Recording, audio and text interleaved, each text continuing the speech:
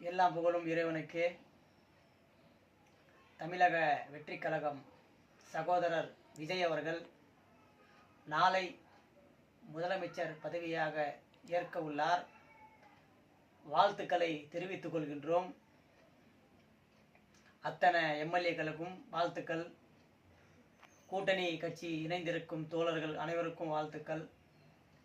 நீங்கள் தமிழகத்தில் நல்லாட்சி தர வேண்டும் என்று நாங்கள் எதிர்பார்க்கிறோம்.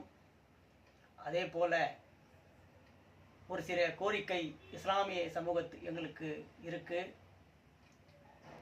அதாவது 10 ஆண்டுகள் 15 ஆண்டுகளுக்கு மேல் சிறையில் இருக்கும் இஸ்லாமிய சிறைவாசிகளை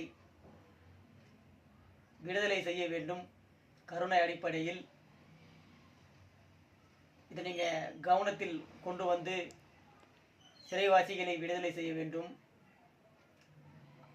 அதே போல பாஜக கொண்டு வரும் நினைக்கும் சிறுபான்மையை நசுக்கக்கூடிய சட்டங்களை நீங்கள் ஒருபோதும் ஆதரிக்கக்கூடாது. அதை எதிர்த்து களம் காண வேண்டும் என்று இஸ்லாமிய சமூகம் நாங்கள் எதிர்பார்க்கிறோம். நீண்ட நாள் கோரிக்கை எங்களுக்கு இந்த இஸ்லாமிய சிறைவாசி விடுதலை. இந்த விடுதலை செய்தால் அத்தனை இஸ்லாமிய சமூகம் உங்களை ஆதரிக்கும். அதே போல் நிறைய திட்டங்களை நீங்கள் அறிவிச்சிருக்கீங்க.